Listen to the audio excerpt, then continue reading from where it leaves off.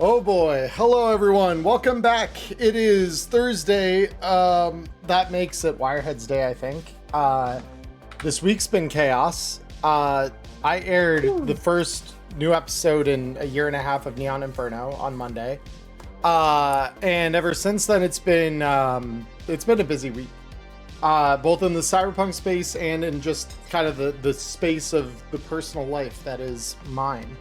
Of course, we're only here to talk about one of those, which is, of course, Cyberpunk, in case you were wondering. Name on the side of me here and everything being what it is.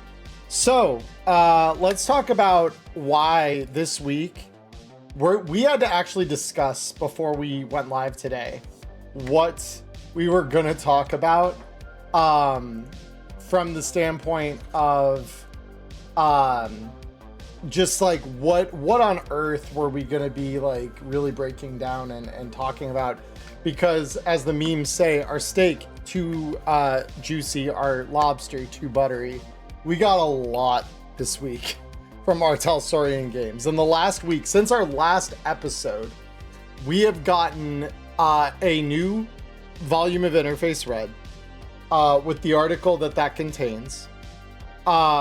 We have gotten a DLC for the month of January, and all of it, the article most especially, but even the DLC, are both fairly dense, albeit the DLC will be a little easier, a little briefer to talk about, so we're waiting till toward the end to talk more about that one. We're going to deal with these in release order. Who are you? Oh yeah, that's right. I'm just the guy who showed up today. You don't know me. That's right. My name's Emmerron. I'm a content creator slash professional GM slash RPG organizer coordinator for Double Exposure Envoy, occasional admin in the Artel Saurian Games Discord server, independent writer that hasn't really published anything for sale yet. Have I missed any titles? Breaker of Chains. Nope. No, right. Well, that's the wrong franchise. Walker of the Path. Nope. Again, wrong franchise. Anyway, joining me as always is my co-host. Hello, everybody. I'm Diamond Dust. I am also a Cyberpunk Red content creator. I am kind of getting my thoughts together for some videos that I've got coming up, including like what we're talking about in today's topic. I do have a video that I will be doing myself, but I'm also planning a campaign that will be airing live here in a couple weeks, involving Emmerron and a few others, using this article as well. Surprisingly, it all kind of dovetailed nicely together, weirdly enough. And my hand tracker is not there, so wow, I don't have my hands. Anyway, that being said, I also am a professional game master. I also stream on Twitch. I also am going to be married for a year this upcoming Saturday. Love you, Valkyrie. Yeah. Cool. Yeah, because I remember we actually, I remember it was a year ago tomorrow was we had an episode of Wireheads like right before Valk and I got married, so it was just like, wow, it all kind of comes around full circle. It's funny how that works. Time is a crazy thing. I guess also on top of that, I'm also working on a few projects as well in the background. There is stuff coming. Yep. There is something coming down the pipe very soon. Don't you worry. Yeah. That being said, let's dig into this then, because might as well. Yeah. So first and foremost here, I need to get my copy back up here. All right, so let's talk. I'm gonna briefly talk about the entirety of Interface Red Volume 5, just so that way everyone knows exactly what we got this go round, what DLCs were selected to be part of this.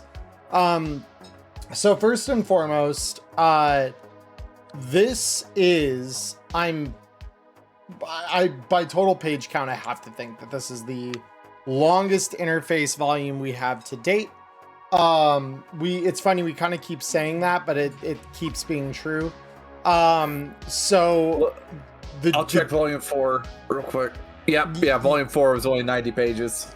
Yeah, and what about volume 3? Volume 3 I think was a little longer than 4, but I don't think it's longer enough. 114 pages. Yeah, okay, yeah. So this is very nearly 50% larger than volume 3, and is 50% larger than volume 4.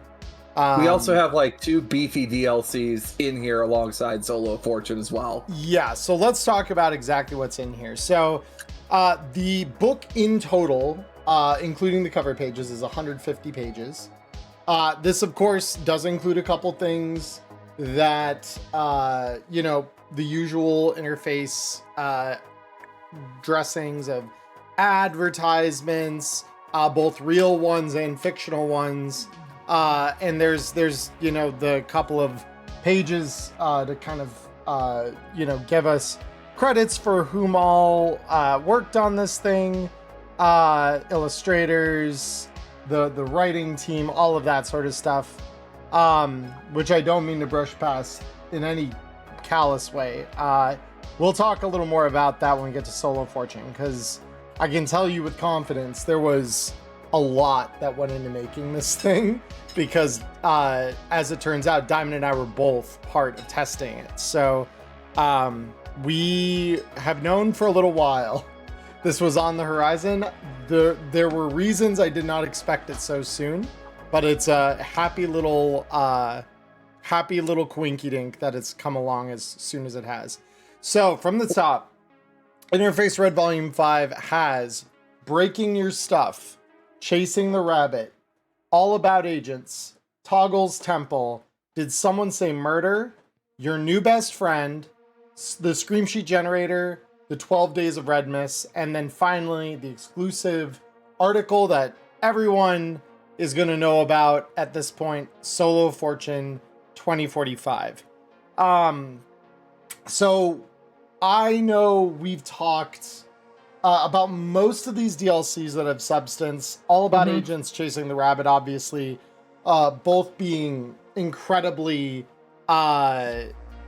big parts of the newer Tales of the Red Book and Hope Reborn. Yeah.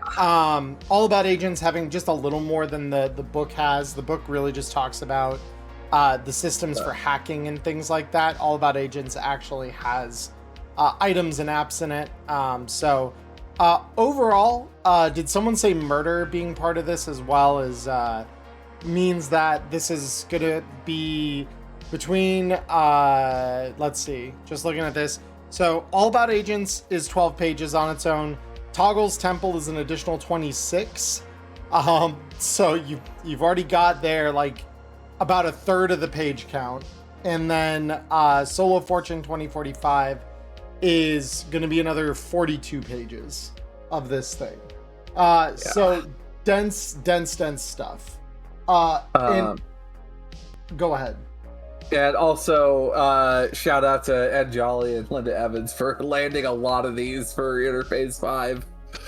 Because I think they wrote like a quarter of these, actually. Because they did Somebody Say Murder, Breaking Your Stuff, and Chasing the Rabbit. Oh, that's between true. Those two. Yeah, I hadn't considered that, but you are right. Yeah. And then like we got the Scream Sheet Generator in there, great tool. Yep. And then of course Your New Best Friend, because cyber pets are important. Cyber pets are important. Cybernetic monstrosities are even more important. Ask me how I know. You could actually tie that in with Solo Fortune in ways. Oh. Yeah. So let's talk about the big gun-shaped elephant in the room, which is Solo Fortune 2045. This is chunky.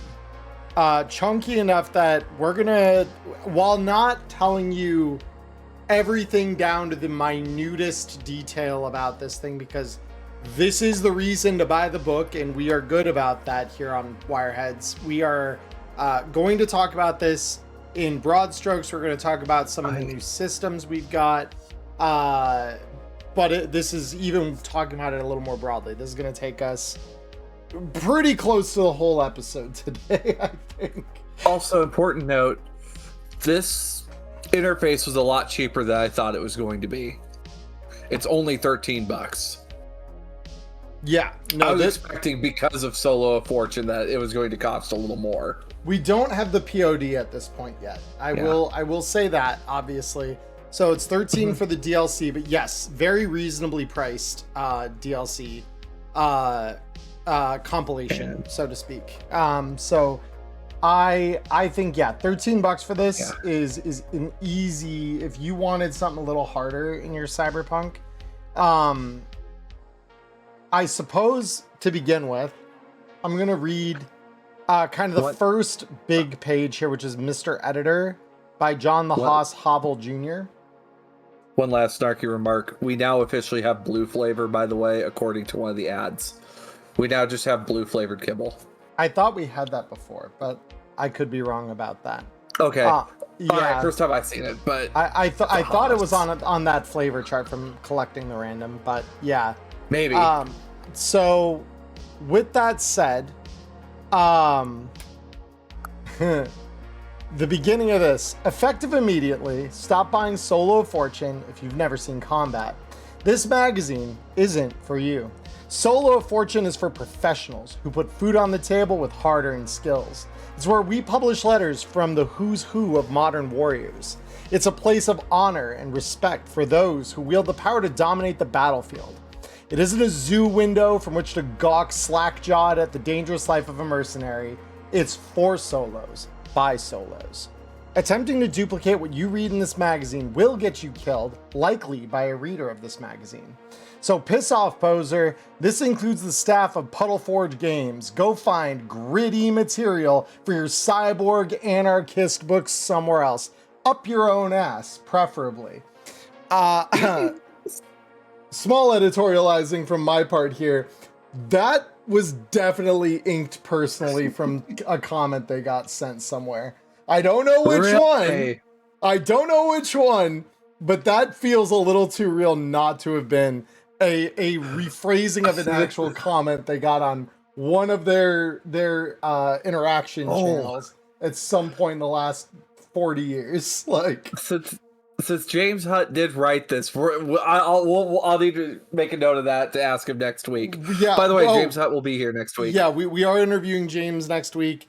We're gonna try to keep it mostly fossilized violence. Last time we had him on the show, we got very little time to talk about things related to that game, and with its nearing release, now is the time for us to talk dinosaurs with him. However, we will, I think, try to squeeze a little bit of Cyberpunk in there. After all, we are a Cyberpunk podcast. So, with the in-universe little quip there up front out the way, let's talk about a block that exists here. So the first of these is headed GM Warning. This content is above power level of most street level campaigns. If you allow your players to take items from Solo of Fortune 2045, you're increasing the power and or complexity level of the campaign from street level to one more suited to telling mercenary stories. If you're aiming for street level, you may want to restrict these items in your campaign to a one-off storyline or even disallow them entirely. You'll certainly need to field more difficult hardened threats to challenge a party with these items. See Hardened DLC series for more information. Hot tip. So this is the first thing that we're seeing here, and this is something I will throw out there. This is your freebie. This is the appetizer. To harden an NPC in a hurry, increase all attacking and defending skills by 2, and tech upgrade their armor to either reduce all of its armor penalties by 1 or increase its SP by 1. Your hardened NPC shouldn't have poor quality items unless they're mooks. For players, if you equip items from Solo Fortune 2045, your Edgerunner is immediately considered hardened, meaning your GM will field hardened threats. The item in this DLC are a ticket straight to a tougher game.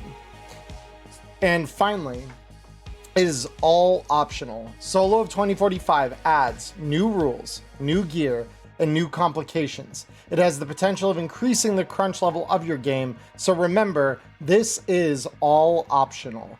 If it bogs down your game and dampens the fun, put it aside and try again later. This is especially true for newer gamers.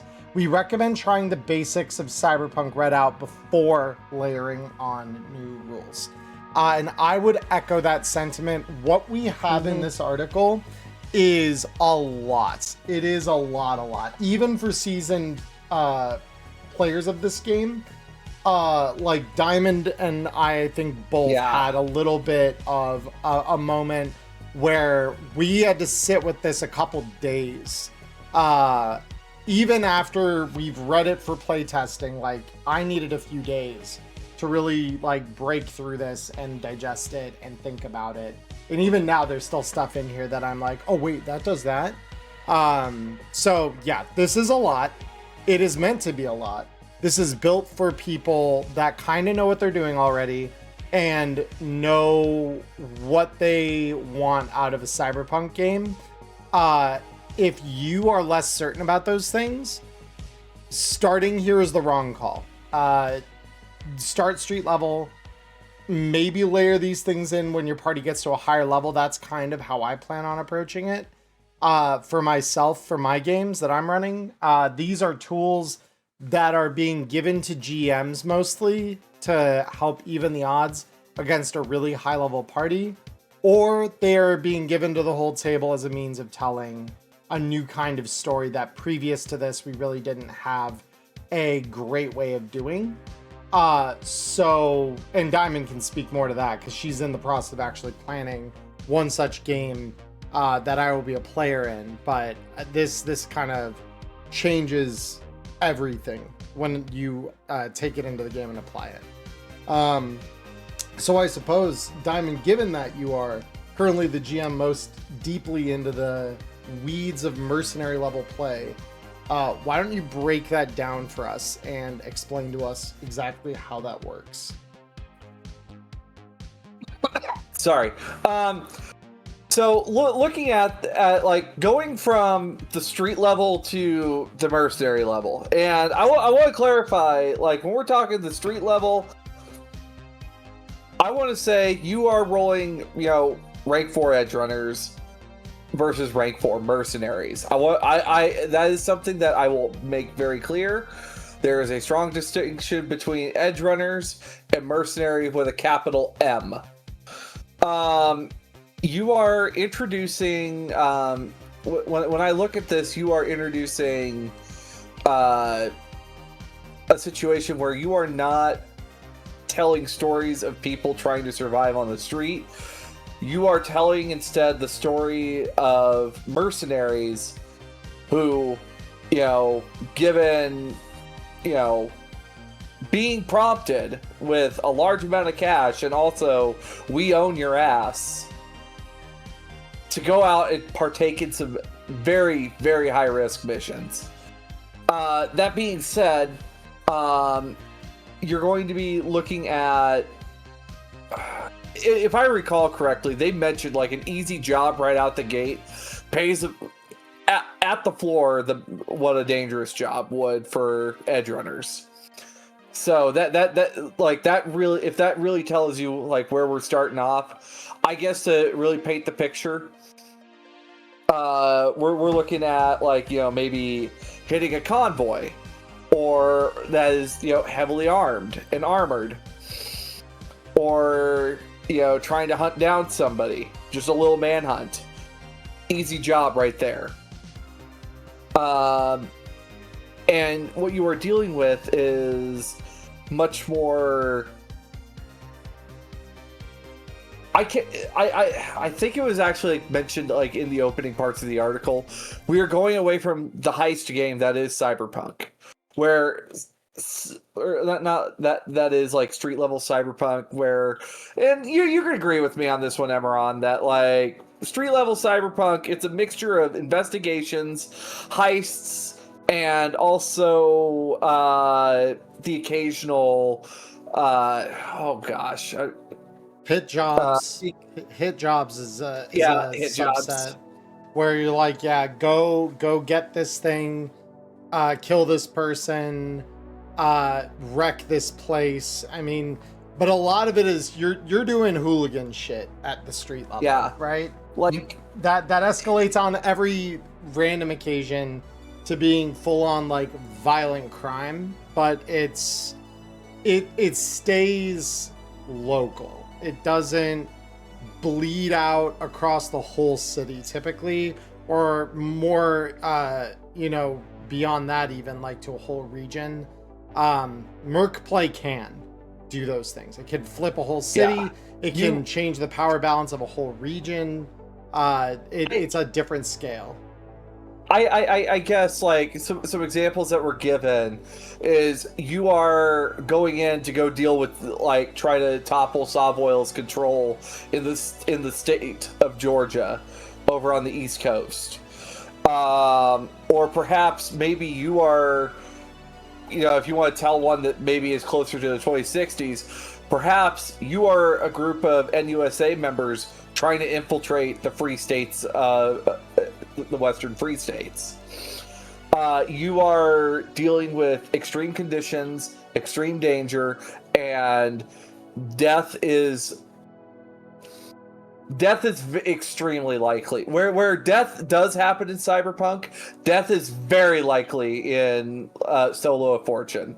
Yep. So, but the thing is you also are receiving the ability to equip yourselves as well by the people that are hiring you. They give you a budget. They give you, specific instructions on what they want done. Perhaps if, the group you're with, like, the group that I have this group with is the Lazarus group. These guys got 1,500 eddies. It is 1,500 eddies extra cyberware, correct? For Deal with the Devil. Deal with the Devil, yeah.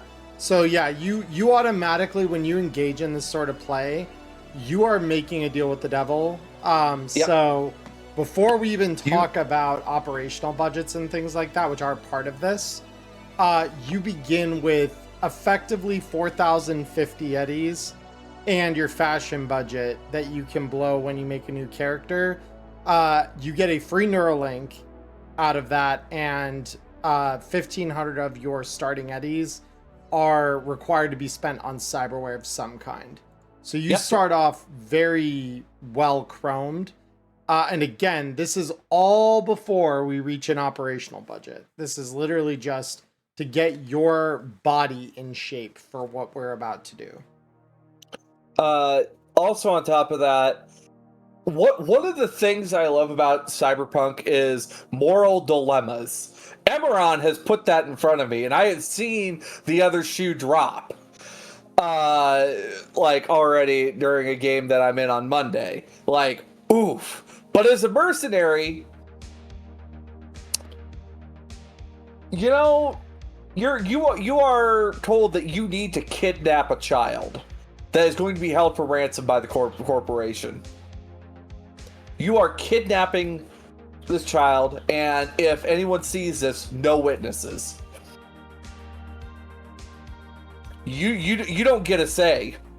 And if you do decide to go against the instructions, there are going to be heavy-handed consequences coming from on high. One Cortex bomb later, and signing another guy on, and voila, you've been replaced. Or, your own teammates even turning the gun on you. It's just like, what are you doing? Exactly. So yeah, the whole idea of Merc level play is your danger thresholds get blown up considerably. Easy, and this is easy in quotation marks, right?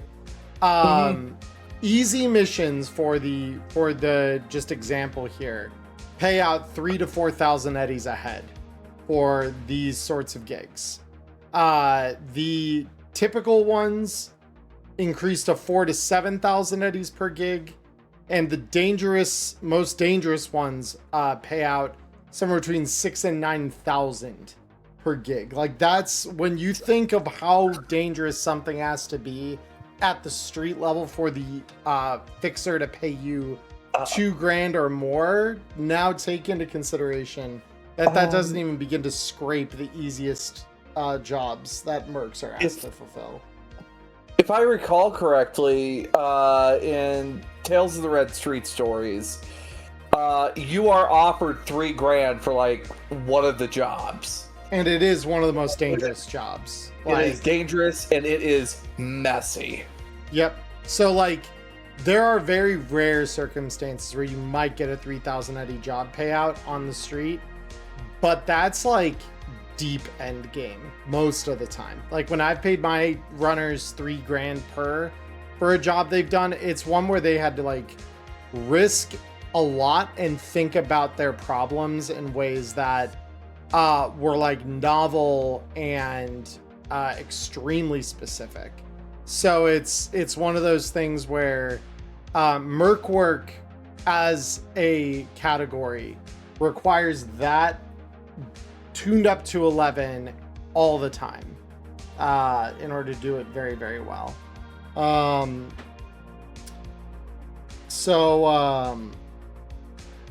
Yeah.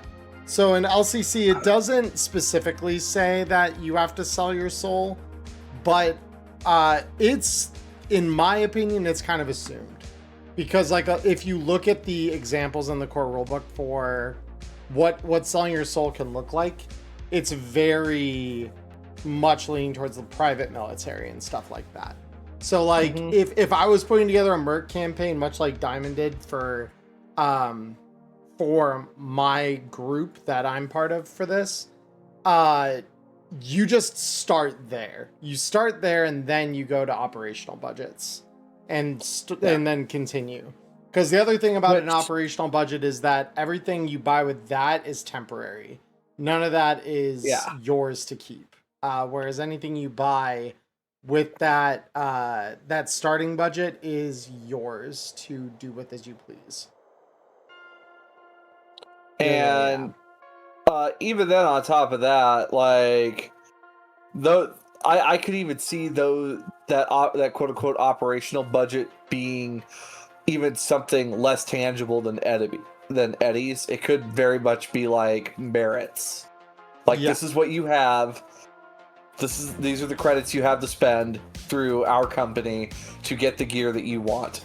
Choose wisely. Yeah. So, skipping over a little of the fiction, just because if we were reading every fiction piece in this, we would be here all day. So let's talk a little bit about attachment stuff. So the one thing that this kind of has a small taste of is a little of the way the CEMK handled its weapon rebuild kind of stuff. Most of the attachments in the new book, you can apply them even if the gun you're trying to attach them to is exotic. They do not eat attachment slots, which is wild. There are other restrictions there to help keep them balanced, such as like a gun that fires certain ammunition types might not be able to field a certain attachment, such as like there was one on here I'm gonna find really quick, but like pistol auto sear, for example, can't be used on any pistols firing slug shells or arrows. So you can't use it on dart guns, you can't use it on like Militech crushers, that sort of thing. But everything else it does allow. So lots of really cool stuff here. There's also, I should mention this up front, there's an attachment to allow you to modify your range table. So the range table modifications, there are one or two of these for each and every one of the weapon types in the game. So really quick, I just realized I nearly forgot to do something real quick here. There we go. So for pistols, you've got snub barrels and long barrels now. We saw the long barrel pistol table a while back. Lo and behold, Redness. here it is. So yeah, that long barrel pistol table for ranges that we saw way back in Red Mist, we now officially have that as part of the game in a more generalized way. For SMGs and heavy SMGs, you can now shorten those barrels to subcompacts. For shotguns, you can have short and long barrels. For assault rifles, we actually have 3 variants, which is the carbine, the battle barrel, and the marksman barrel. So you can now have MMRs, carbines, or battle rifles in addition to your default assault rifles. For snipers, we now have scout barrels and long barrels. Long barrels making it into like an anti-material rifle. For crossbows and bows, we have short limbs and long limbs. And then finally, for grenade or rocket launchers, we have short tubes. I guess these are just one, really. You have a short tube, which is the default for a grenade launcher. Standard tube, which is the default for a rocket launcher. And then a long tube, which turns it into a missile launcher. But that's more of its own novel thing as opposed to being like a modifiable range table. So beyond that, as you might imagine, each one of these new range tables has each one of these new weapon types, I should say, has its own range table. So there's literally a page on this, page 113 of Interface Red, Volume 5, is just range tables. And this mixes the old with the new, but it eats the entire page. And then it adds, in addition to single shot range tables, we have 2 new auto fire range tables in machine pistols and machine guns. So there is a lot here. So I guess Diamond, of the new range tables, and this might be digging into the weeds a little too far here. Maybe you don't have this opinion yet, but I'm curious if you do. Of the new single shot range tables, what was kind of your favorite new addition to see? Snub nose. Snub nose for pistols? Snub nose pistols, I guess it, like, just kind of put it out there just a little bit. It lowers the DV on the closer end of things just by a little ways, which it, like, looking at this compared to the first time around when I was in the playtest, they've done further adjustments. This does allow for the less combat, like the snub nose pistol does feel like something that would show up on the street. I mean, sure. It's something that seems out there for like the less combat oriented folks to be able to have like a small gun that they can use and use effectively. I think between that, but also seeing sniper rifle also get some range table adjustments, especially because like stock sniper rifle is just, it's rough.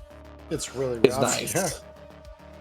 Yeah, I think my favorite new one was the battle rifle, just because it really does just tweak the assault rifle range table into a place that makes it like, it makes some of the longer range play of the game still function fine,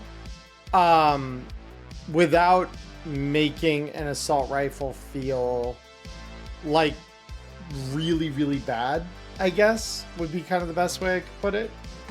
Just because, like, as we've said before, the fact that sniper rifles have their closest range band as a DV30 is just, I know a lot of people, this is like one of the biggest complaints about you cannot tell me that if I am point blank with someone with a sniper rifle, that I am about to have the hardest time ever hitting them. Like, that is not how sniper rifles work. And as we've said before, we do understand why, because that means that there is game balance. However, I've always taken that very much to mean sniper rifles are just bad, and you would rather get an assault rifle like 90% of the time, because you have a bigger magazine and you have better range table across the board most of the time. There's also attachments that you put on a sniper or on the assault rifle to give yourself better chances at varying ranges as well. Right. So, like, ultimately, unless you're fighting at that very longest ranges, like, in which case you might want an anti-material rifle or something like that, which this does, I think, do something. It has to be said. With things like scout rifles, this does do something to fix that problem of, like, sniper rifles nearly always being bad in most common edge runner situations. I've always said that sniper rifles are by and far a military thing. They're not something you as an edge runner are going to need all that often. If you do need one, the odds are very good that you're going to get one when you need it and not before. But again, that's a point of opinion. I would say of a lot of the different stuff in here, and I know this is going to be a hot take that some people just might not be a fan of. I think that the ranged table variants can work on the street. Yeah, and buying the conversion kits is going to cost you an arm and a leg. Yeah. But, like, to buy, like, you know, a little 38 special wouldn't cost an arm and a leg. Yeah, like, I think the more that I consider this... Close my window. The dog's outside losing their mind. Sorry. I couldn't hear it through your mic. You're good. But yeah, the more that I think about these range tables, I think this is one of the few things in here that doesn't auto-harden your game out the rip. I think that if you were to introduce something like this, some of these just make sense. Now, I will say, there are some of these things that I would not be so freely allowing of your players to just take. Battle rifles, as much as they are one of my favorite range tables on here, are very powerful. You're giving your players a chance to hit at 100 meters at a DB14 for 5d6 with this. It modifies certain things there. Or like for auto fire, for example, for machine pistols, their point blank is better than most most guns in that range that can do that much damage really get, which is, it's kind of insane. So yeah, I do kind of agree. For the most part, you very likely could incorporate these things into a street level game without too much drama.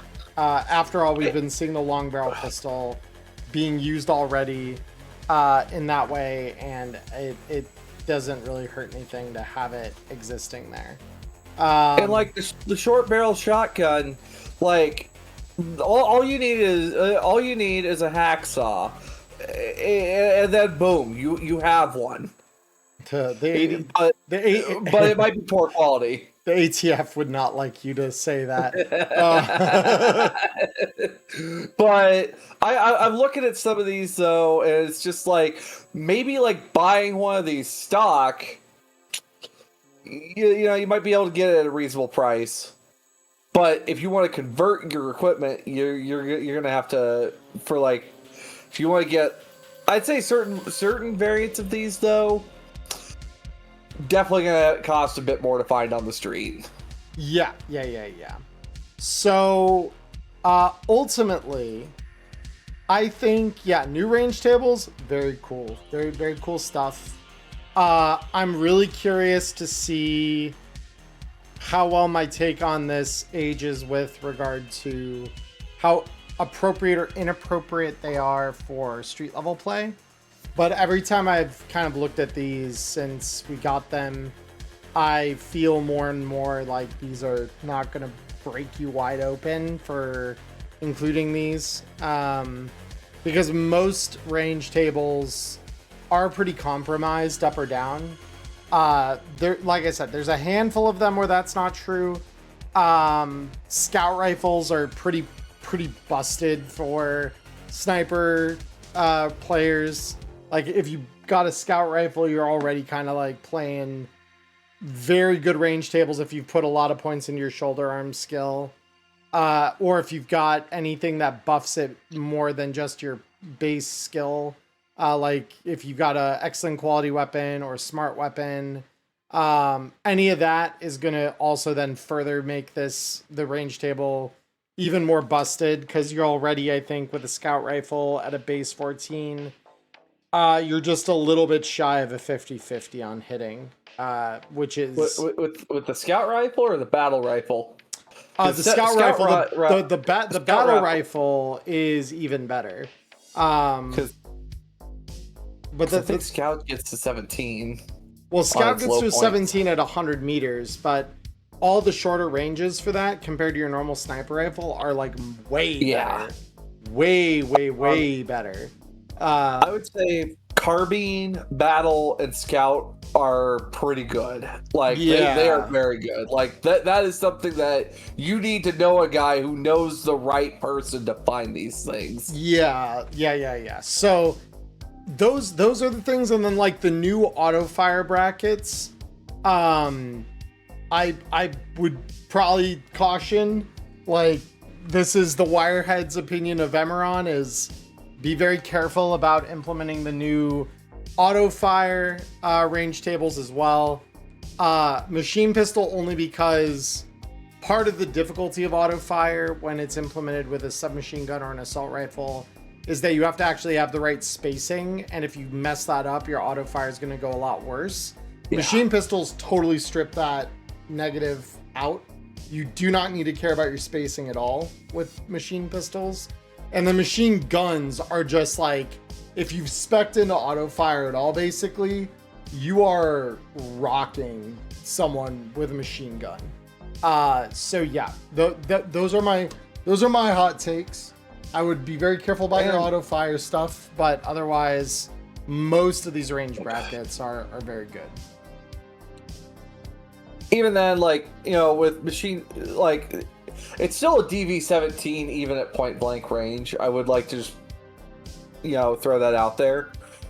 17 is still a tough number to beat. Not if you're base 14 with the right stuff. Yeah, it's one of those things where not everybody can just immediately pick that up and go. But because this is what I mean, right? Like, if I'm so like, to use a character that appeared in Neon Inferno last season, if I'm Matchlight, right, and I'm like going in with my submachine gun auto fire skill, and all of the stuff I need to drive that at like highest efficiency. I've got an excellent quality weapon, I've got a smart gun, I've got synth coke, and I've got a base 14. I am always clearing a DV-17, no matter what. So the only challenge with hitting that auto fire then is where I can be spaced into. And because so much street level stuff happens close quarters, that's the challenge of running auto fire most of the time, is how much distance you can create between you and the target. Whereas if you have a machine pistol, you can always clear a DV-17. Like, that is not even going to be a little hard for you to do. You get right up in their face and you just slam the giggle switch, watch them die. And if it's an excellent quality pistol, the upgrade specifies that you get a multiplier of 4 on that attack. You basically get a point blank auto fire as an assault rifle, that's where it gets busted. Okay. That's where I'm like, it starts to break apart really, really quick when you see how everything layers and how easy that is to do. It's not hard at all. Only real issue with auto fire is the skill you need, the action economy of reloads. Right, and that's where, like, again, that's where you can start building pistols specifically to do this. with like drum mags and stuff like that. So it's not, it gets remarkably easy to start doing some really busted shit with machine pistols if you're not really careful. So range table stuff. Diamond, have you got any additional comments to be made in that general direction before we move on? Nothing really on that side, but like, you know, speaking of auto fire, these next few items in question, I would agree, either make them really hard to get, or you know, maybe they just don't ever show up on the street. Yeah, no, I'd say so, because yeah, we've got the thing I was talking about, the pistol auto sear, which is your giggle switch. Those who know. That is a piece of equipment that if you hand that out willy-nilly, you're gonna watch every enemy you throw in front of your party except for the most hardened drop almost instantly. Because if they've got an excellent quality pistol, 500 eddies, by the way, to get a hold of an excellent quality pistol, this thing automatically makes that an auto fire 4 on the machine pistol table, which is insane. Especially if you pair that up with a medium pistol. This is the thing that breaks medium pistols. Excellent quality medium pistol is actually even easier to find. That's only 100 eddies. And so you do that, you get a extended mag for that. You're suddenly dealing with 24 rounds, so that's 2 bursts of auto fire at a multiplier 4 and a DB17. Voila! I give you the most busted thing. So medium pistols have just shot up from being kind of worthless to being kind of busted. Just off the rip here. It's auto sear changes that entirely. So the next thing we have here, because these will be really quick, a shotgun automatic control group. So this would make shotguns capable of automatic fire. And this also works on the machine pistol fire group. So auto shotguns are not a separate auto fire table. We just have auto fire on the machine pistols table, which is insane because you can still, again, do like 3 or 4 multiplier at point blank range. So again, monitoring your distance is no longer a nerf. And then finally, SMG cyclic internals, which buff the auto fire rating of some of the lower auto firing SMGs that we already had.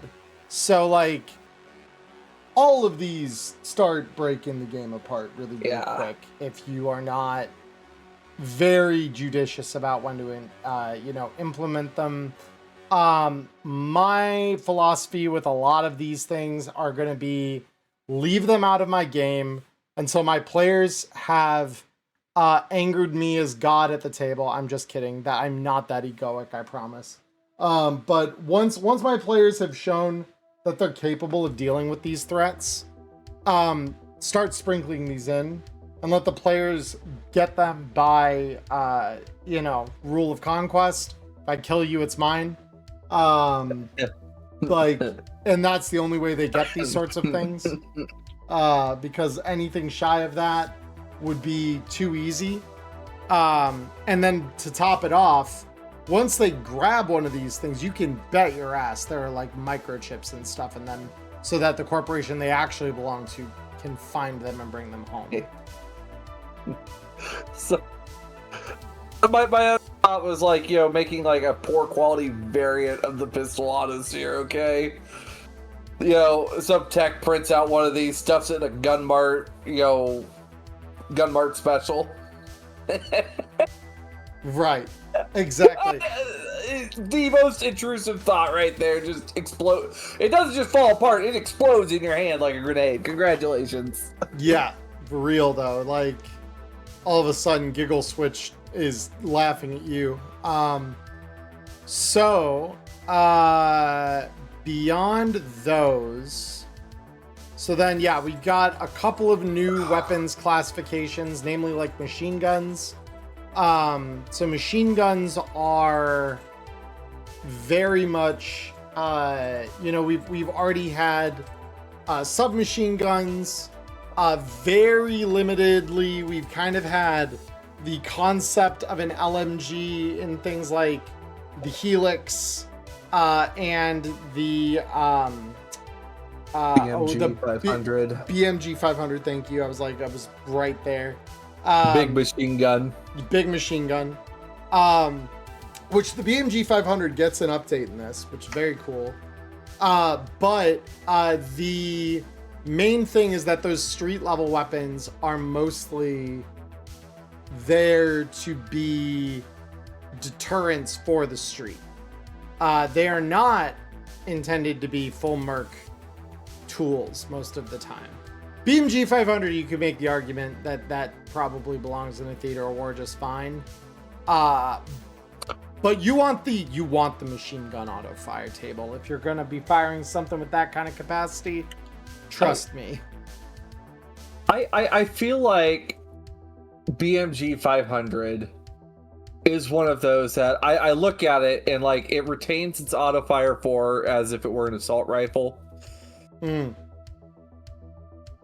argument could be made that because of the way it's built, machine gun. Well, this is where you just buy yeah. Well, let me see, because we don't. Oh yeah, that's interesting. We don't have a internal upgrade that makes assault rifles into machine guns. That's kind of wild, actually. Okay.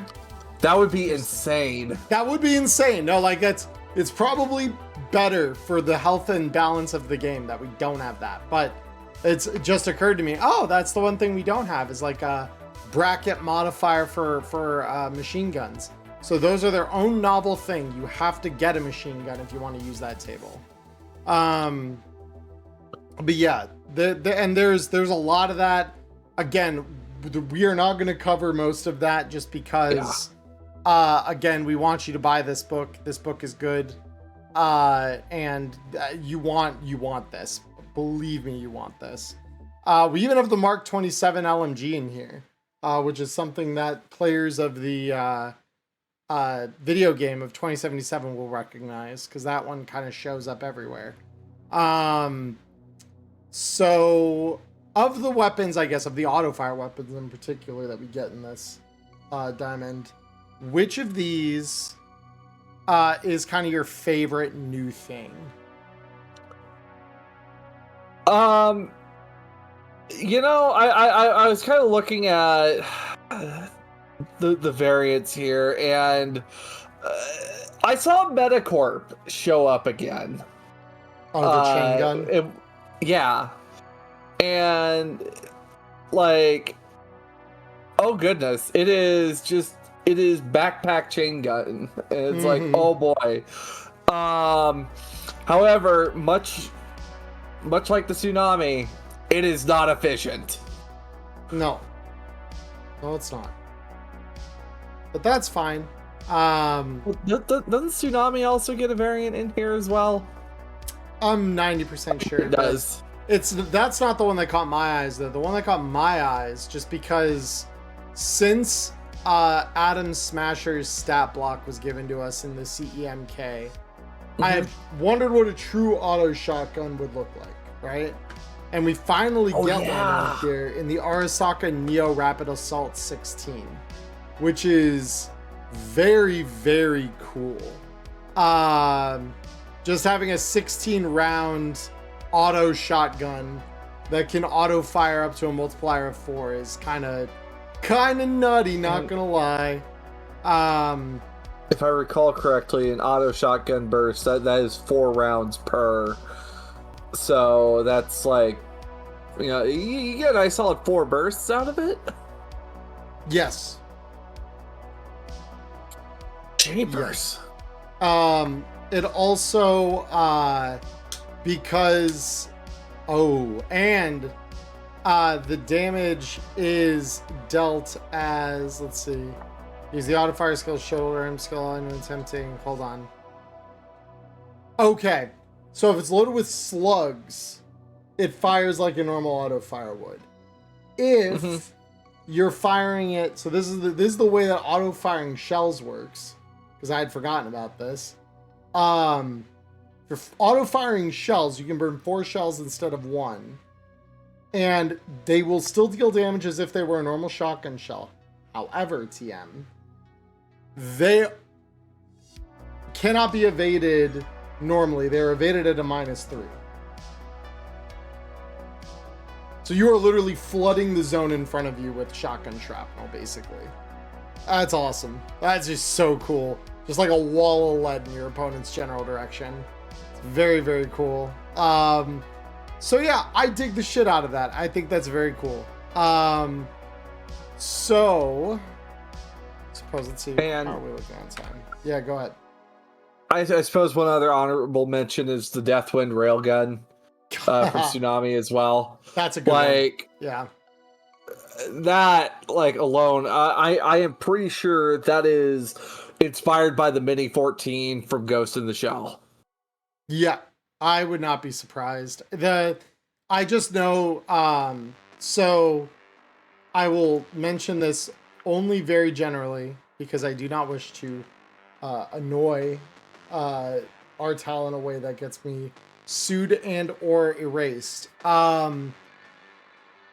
During the playtest, one of the things that we did do our players as GMs, so we had to build an ACPA and send that against the enemy's team, or the player team that were lining up to take out a military installation, basically. And the ACPA that I ran had one of these, and when I say this thing did work, oh my god, did it do work. This thing is actually horrifying to watch in action. If you get any kind of real range from your target, this thing is just stupid. And this drives home exactly why I think Scout Rifle is such a powerful range table. It just is like tight. You can be in tight close quarters, and as long as you have enough bonuses to hit, this thing is just gonna hit. It's so it's so good. It's spooky. It phases through armor like butter. It's insane. It's truly just insane. Yeah, only way you're able to do meaningful damage with Survivalist and Kudo. Yeah, Valkyrie was one of the players at my table. It was heinous. The Deathwind is a heinous gun. But with that said, we're about halfway through this article, and we are about halfway through our episode. So I think we're pacing it right so far. Oh yeah. But we haven't gotten into ammunitions yet. We haven't gotten into ACPAs. We haven't gotten into explosives or drugs. Like Geneva Convention shit hasn't even been approached yet. See, the Geneva Convention stuff is what gets me excited, all right? I can't wait to talk about it. I remember the way you would play Helldivers with fire and gas. I know this excites you in a way that's probably it's not effective, healthy. All right? It's effective. It's how you flush them out, all right? This is why I keep saying one of these days you and I need to play that game again. I don't know if I ever will. Huh? All right, I don't know if I ever will. Helldiver stressful. We can do on lower difficulty, just enough that the roaches all die in the gas, you know. Like you like it. Let's see. I guess that being said, like, I guess I'll pick up on the ammo. Yeah. I mean, we got the surplus and all that good stuff. By the way, apparently William M.A. shows up again. We have not heard anything from him until now. Like, yeah. Good gods.